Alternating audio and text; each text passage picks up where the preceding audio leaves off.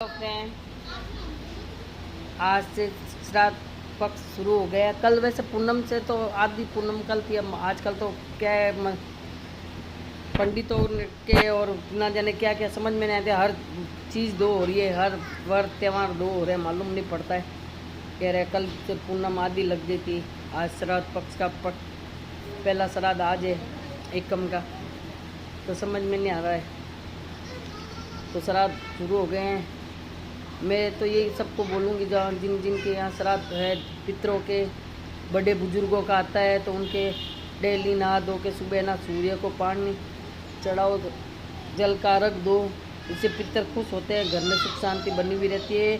और जो पूजा पाठ उनके नाम का है, तर्पण करना है, सब उनका करके उनका हमारे भी आते हैं, हम भी लोग करते हैं, हमारे बच्चे करते हैं, हम करते हैं। लेकिन मैं तो सबको यही कहूँगी, ये करना बहुत ज़रूरी है। 15 दिन पितरों का होते हैं, पर उनके सुख शांति के लिए आप ये ज़रूर करें। और जो जो कौन करता है, कौन अपने अपने घर में कैसा होता है, मेरे को कमेंट में बताना। और मेरे यहाँ कैसा होगा मैं आप बताऊँगी आप लोगों को। और फिर 16 दिन का है इस बार तो श्राद्ध पूरा होने के बाद में नौरते भी इस बार 10 है। उसमें भी 2 तिथि आई हुई है, आपको मैं उसमें भी लोग मैं बताऊंगी। और आपका बताओ कैसे दिन। कल तो हमारा गजानन जी चले गए, तो हमारे तो राज्य कुछ गए हैं। अब 15 दिन, इतने 10-11 दिन तो मालूम नहीं पड़ा, लेकिन अब मालूम पड़ रहा है कि घर में खाली खाली लग रहा है। आज तो ऐसा लग रहा है कुछ काम करने का भी मन नहीं कर रहा है। जब कुछ काम होता था अच्छा लगता था। कल चले गए राज्य खुशी। आपने सब ने मैंने ब्लॉग में देखा होगा, मैंने राज्य खुशी मेरे लड़के ने पानी में विसर्जित करें। और सब विधि विधान से हमने करें, जैसी हमारी सेवा थी, जैसे हमारे दिल में थी सेवा भाव हमारे भगवान के लिए, तो हमने वैसा करा। कोई वो ढोंग, कोई वो नहीं है, दिखावा नहीं है। मैं हम ना दिखावा करती हूँ ना बात। मेरे जैसा था, मेरी जैसी थी मेरी श्रद्धा, वो मैंने करा और मेरे बच्चे ने करा। आपने देखा ही होगा, और मैं आगे भी जो है बताऊँगी आपको। आपके यहाँ कैसे कैसा होता है और मुझे बताना। कोई कमेंट तो नहीं करता, लेकिन फिर भी मैं कमेंट करने के लिए बोलती हूँ, लाइक करने के लिए बोलती हूँ। आज से श्राद्ध पक्ष शुरू हो गया है। जैसा कि आप लोगों को मम्मी ने बताया, आज आदित्य का बर्थडे भी है। मैं ये देखती हूँ कि माँ बाप बच्चों को बचपन से पाल के बड़ा करते हैं। जितना दुख देख कर बड़ा करना है, सब बड़ा करते हैं हर तरह से। हाँ। माँ बाप के कभी भी ऐसा नहीं होता है कि हम बच्चों के लिए कुछ ऐसा कम करें, कम ज़्यादा करें, या वो बिल्कुल भी नहीं करें। चाहे वो माँ बाप पैसे वाले हों, चाहे नहीं भी पैसे वाले हो, चाहे वो गरीब हो, चाहे वो अच्छे महलों में रहते हो, चाहे वो झोपड़पट्टी में रहते हो, कहीं भी रहते हो, हर माँ बाप अपने बच्चे को बहुत जतन से पाल के बड़ा करता है। आज ऐसा ही हमने किस्सा अखबार में हमने देखा था। आज जैसे श्राद्ध पक्ष शुरू हुआ है, उसमें हम दोनों ने देखा। पहले तो इसके ससुर जी ने देखा, फिर हमको बताया कि देखो कैसे बच्चे हैं। वो आप लोगों को मैं बता रही हूँ। हाँ। कैसे बच्चे हैं, जिस माँ बाप ने बच्चों को पाल पोस के बड़ा करा, उन्हीं बच्चों जिंदा रहते हुए कदर नहीं करते, जिंदा रहते मरने के बाद वो अनाथ आश्रम में डाल के आ गए उनको। और वो बच्चे आज अखबार में आया कि उनके पिताजी को मरे हुए भी 6 महीना गए। वो श्राद्ध के हिसाब से उनके सिर्फ वो दान पुण्य करने के लिए गए होंगे। और फिर वो कह रहे हैं कि वो तो है भी नहीं, गुजर गए। तो क्या बच्चों को ये भी नहीं पता कि मेरे पिताजी गुजर चुके हैं। हाँ। अब वो फॉर्मेलिटी करने के लिए तो वो कह रहे कि तो मेरे पिताजी की कोई चीज़ रह गई होगी, चश्मा रह गया होगा, कोई लोटा यूज करते थे, वो रह गया उनका, आप मुझे वो चीज़ें दे दो। तो तुमने जीते, मेरा कहना है तुमने जीते दी तो उनकी कुछ कदर ही करी नहीं, कुछ सेवा करी नहीं। मैंने इनसे इंसान बहुत से देखे हैं मेरी ज़िंदगी में। अब बोलने की ज़रूरत नहीं, बोलूँगी तो बहुत जनों के मिर्चे भी लग जाएगी, मुझे बोलने की ज़रूरत नहीं है। लेकिन ऐसे मैंने लोगों को बहुत देखा है। मेरी खुद की दादी का भी मैंने देखा है बहुत देखा है। मेरे मम्मी पापा के साथ में कैसा सलूक करते थे, लोग नहीं करते थे। फिर वो बाद में उन्होंने हमको पाला पोसा। वो तो देखो ज़िंदगी आज तक पहिया से पहिया जुड़ा हुआ रहता है, आगे से आगे बढ़ती रहती है। जैसा तुम करोगे उसको तुमको आगे मिलेगा। मैंने तो मेरे बहू को भी ये कहा, तेरे 2 लड़के हैं, मेरे भी 2 लड़के 1 लड़की है, लेकिन मैंने तो उनको पाल पोस के बड़ा कर दिया। अब तुझे वो ऐसा कुछ नहीं होता है। पिछले जन्म में आपको मिलेगा, इसी जन्म में बाद मिलेगा। जैसा आप करोगे वो जैसा करोगे वो वैसा ही मिला। तुमने तुम्हारे ससुर के साथ क्या कर रहा है, सासू के साथ क्या, दादी सास के साथ क्या कर रहा है, आगे जन्म नहीं इसी जन्म में मिलता है।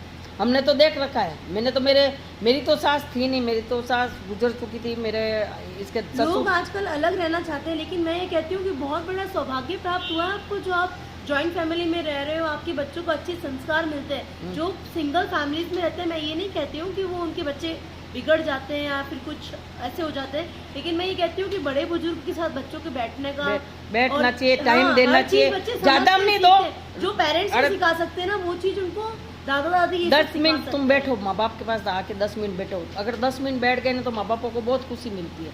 अगर तुम माँ बापों की खुशी उस 10 मिनट के अंदर वो तुम दे रहे हो तो समझ लो बहुत कुछ वो है।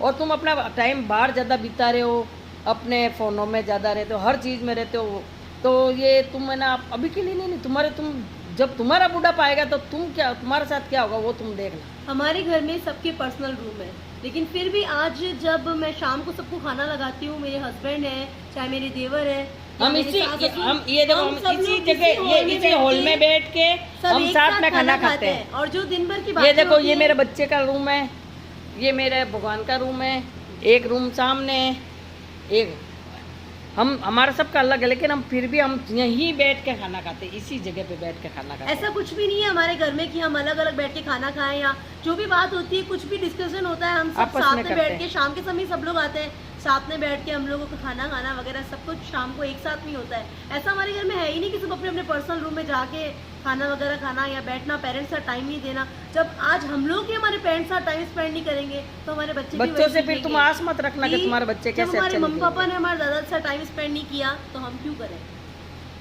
मैं तो बस मेरा ये कहना यही अभी है, जितना कदर कर लो, फिर तुम अगर ढूंढते भी रहोगे तो वो तुम्हें नहीं मिलेंगे। इसलिए और- जीते जी कदर करना चाहिए, चाहे कोई भी हो, चाहे गरीब हो, चाहे अमीर हो, चाहे मध्यम वर्ग का हो। अपने माँ बाप की कदर करो, ज़्यादा नहीं तो थोड़ा करो, तो उनको उसमें ही सुकून मिलेगा। फिर तुम सोचो मरने के बाद में अगर फॉर्मेलिटी करो तो वो फॉर्मेलिटी तुम्हारे साथ में बहुत बुरा होगा। इसलिए 10 मिनट दे दो माँ बापों को, वो बहुत अच्छा, ज़्यादा मैं ये होगा। भी कहती हूँ कि लोग श्राद्ध मनाते हैं, मन से मनाते हैं, कन्या को खिलाते हैं, ब्राह्मण को देते हैं, लेकिन मैं ये कहना चाहती हूँ कि जीते जी तुमने कदर नहीं करी तो मरने के बाद किसी को खिलाने से क्या कोई फायदा। फायदा कोई नहीं। फायदा नहीं है उस चीज का। तुमको पहले उनकी जीते जी को कदर करनी पड़ेगी। कहते हैं ना, मानव सेवा दुनिया में सबसे बड़ी सेवा है, और वो सेवा अपने माता पिता की करो वो तो ना। मेरे बहू ने जानती है कि मेरे सास हाँ, ससुर नहीं थे, अपने माता पिता की मैंने सेवा करी है। इनकी तो सास ससुर थे भी नहीं, एक सिंगल फैमिली में आई थी, ओनली इनका हस्बैंड मतलब मेरे ससुर जी थे, उसके अलावा कोई भी नहीं था, लेकिन फिर भी इनको सेवा का सौभाग्य प्राप्त हुआ। ऐसा सौभाग्य हर किसी को प्राप्त नहीं होता मैंने है। 16 आज साल मैं करी चाहती है हूँ, सेवा। मैं ये नहीं चाहती कि उनको कोई तकलीफ हो उनके जीवन में, लेकिन मैं ये चाहती हूँ कि मुझे भी ये सौभाग्य प्राप्त हो सेवा करने का, क्योंकि मानव सेवा इस दुनिया में सबसे बड़ी है। मैं तो कहूँ आप सब करो, है जब तक आशीर्वाद मिलेगा। आशीर्वाद सबसे बड़ा, पैसा तो एक बार चला जाता है, लेकिन आशीर्वाद जिंदगी भर रहता है। मेरे तो मौसी सास की मैंने करी थी, उनके कोई नहीं था आगे पीछे, मैंने 16 साल सेवा करी, आज उनके आशीर्वाद से ही मैं हूँ और आपके सामने मैं देखो ये सब बातें बोल रही हूँ। इसलिए मेरी तरफ से आप सबको श्राद्ध की शुभकामनाएं। आप सब अपने घर में राजी खुशी पितरों का करो और हर तरह से उनका करो, जितना हो सके थोड़ा ही करो। मैं नहीं कह रही हूँ ज़्यादा दिखावे में, हद से ज़्यादा दान पुण्य करो, जितना उनको हो सके उसको। जैसे घर में अपन कैसे दाल रोटी खाते हैं, वो भी दे दोगे ना तो वो बहुत ज़्यादा खुश होंगे।